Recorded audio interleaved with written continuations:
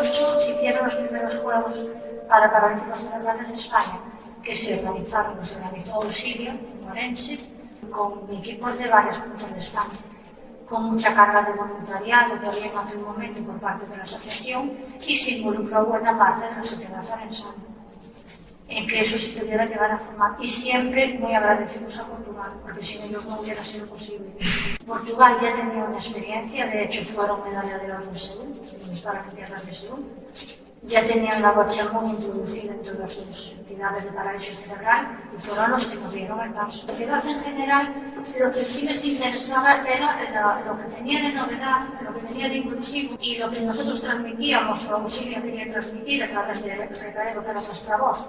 No hay nada que nosotros no podamos hacer si la sociedad nos ayuda o nos lo permite. Siempre fue la idea que en cualquier cosa, tanto en el deporte, como en la vida, como en la asociación, como en el trabajo, quiso transmitir. No hay nada que una persona no pueda hacer si la sociedad le abre la puerta. Cambió la sociedad mucho desde el año 88. Sí es cierto que a nivel global la sociedad es más abierta, más respetuosa no solo con nuestro colectivo, con muchos más colectivos.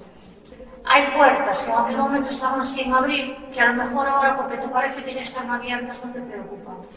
Creo que son formas distintas de ver la sociedad. Recaredo tenía una inquietud que era la integración laboral. Las puertas están abiertas.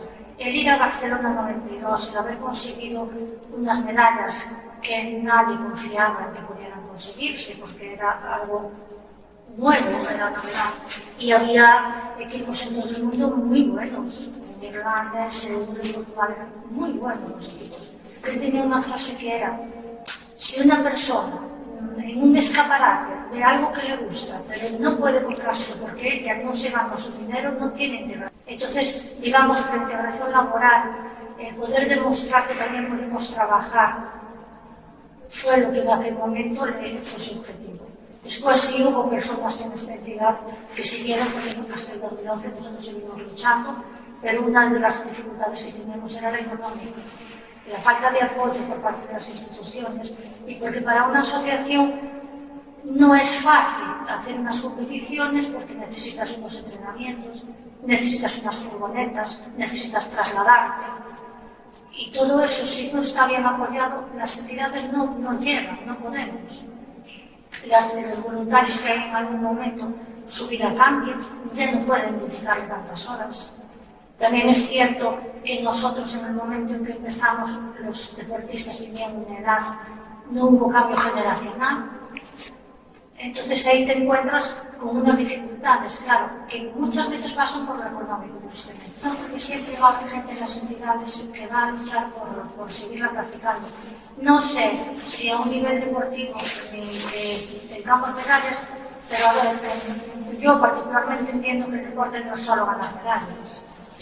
El deporte es una parte de tu vida que tú tienes que esforzarte y hacer lo mejor posible, pero lo que te llevas es toda la experiencia, no solo una medalla. Que no tengas una medalla no quiere decir que tu experiencia y tu esfuerzo sean menores, ni tu integración haya sido peor, o la convivencia con tus compañeros.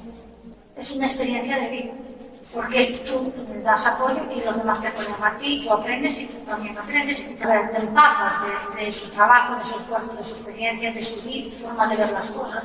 A veces no es la misma y el objetivo es el mismo. Y todo eso es lo que te enriquece.